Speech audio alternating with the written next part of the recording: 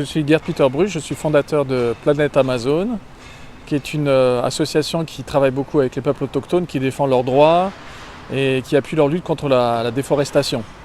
Et qui permet maintenant de rassembler aussi des leaders indigènes du monde entier et des écologistes à travers un mouvement qui s'appelle l'Alliance des gardiens de Mère Nature, dont je suis aussi membre du comité exécutif. L'élément déclencheur, il y en a plusieurs. Déjà, jeune, très jeune, enfant, j'étais passionné par les Indiens. Notamment grâce à des films comme Little Big Man ou beaucoup de livres que ma famille possédait avec justement des photos de Sitting Bull, leur histoire, etc. Donc j'avais une véritable fascination, une connexion déjà à l'histoire de la Terre aussi. J'étais tout à fait intéressé par tout ce qui est venu avant nous, les hommes, l'évolution de la vie, etc. Donc j'avais cette connexion-là. Et ensuite, plus tard, j'ai vu un film comme La Forêt d'Émeraude. Et j'ai eu la chance de rencontrer Sting très jeune, j'avais 17 ans. C'était mon chanteur préféré, il était engagé dans beaucoup de causes. Et quand il s'est engagé dans la cause pour défendre l'Amazonie, là pour moi ce sont deux choses qui se rejoignent en même temps. Et ça a été un déclic pour m'engager à travers la campagne qu'il allait lancer. C'était il y a exactement 30 ans, en avril 89. Et j'ai décidé de m'engager bénévolement à l'époque et je l'ai fait. Pour pouvoir soutenir cette campagne et informer les jeunes, etc. Donc ça fait 30 ans que je suis engagé dans cette cause. Et le déclencheur, c'était aussi Sting.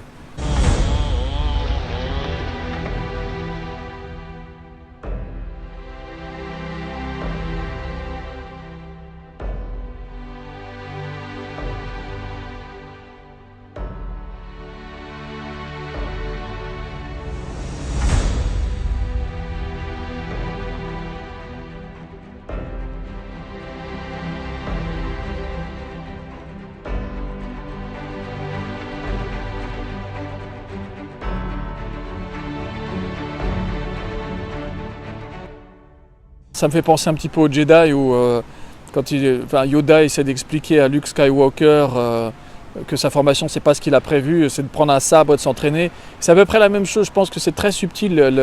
Ces rencontres avec les peuples autochtones m'ont formé en tant que moi-même gardien de la terre-mère. Chaque leader autochtone que j'ai rencontré m'a appris quelque chose. À chaque fois on apprend quelque chose.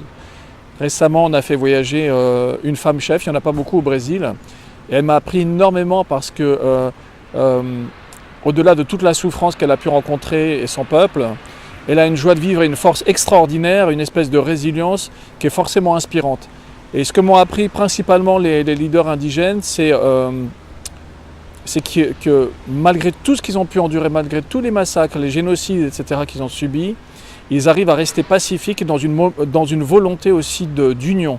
Je ne dis pas que c'est facile, mais ils ont cette volonté-là de s'asseoir avec nous et de travailler ensemble. La seule et unique chose qu'ils demandent et qu'on n'arrive pas à leur donner jusqu'à présent, c'est le respect.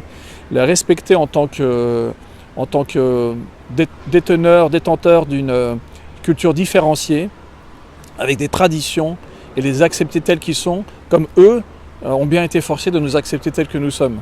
Les gens n'arrivent pas à comprendre d'où ils viennent, justement. Moi, je parlais de cette connexion que j'ai depuis l'enfance avec la terre-mère.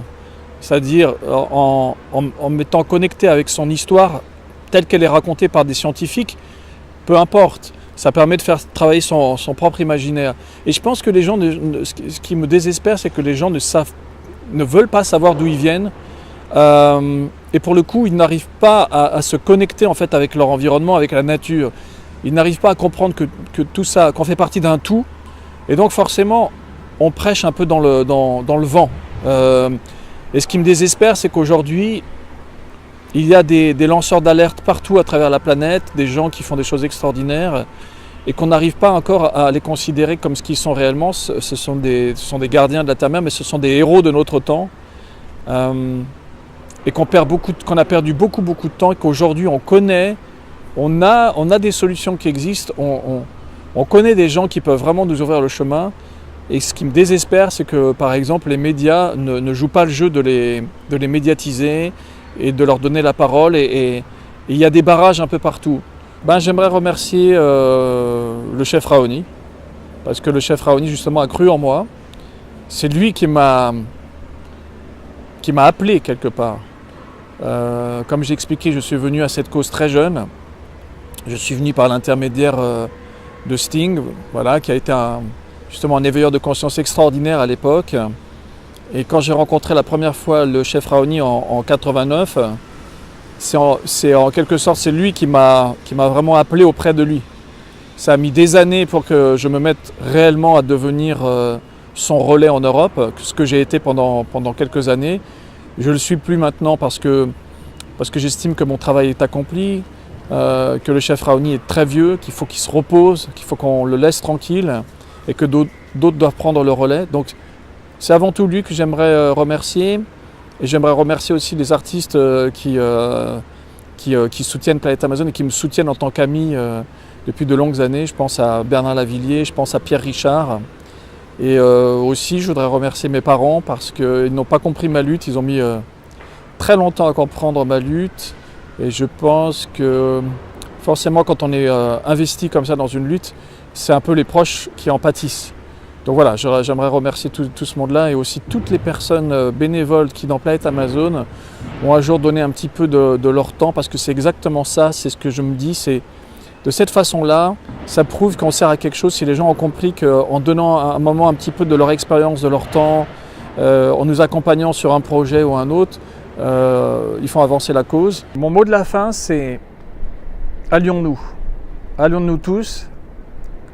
Nous sommes tous des terriens, nous sommes tous des citoyens, nous sommes tous des parents, nous sommes tous des fils, nous sommes tous des mères. Et on ne peut pas ne pas se sentir concerné. Aujourd'hui, on a le moyen de sortir de cette chaîne de destruction. À notre échelle, on peut décider ce qu'on consomme. Bien entendu, ça reste limité, on a besoin de se déplacer, mais on peut commencer à se détacher de cette chaîne. En se détachant de cette chaîne de destruction, on rejoint une autre chaîne, c'est la chaîne de l'éveil des consciences. Et cet éveil de conscience, il va passer par une alliance où on va oublier nos différences, on va oublier nos égos, on va oublier nos intérêts financiers pour se consacrer vraiment à une œuvre, je dirais, d'intérêt universel. Parce que sauver, on va dire, la chaîne du vivant, c'est avant tout sauver l'humanité.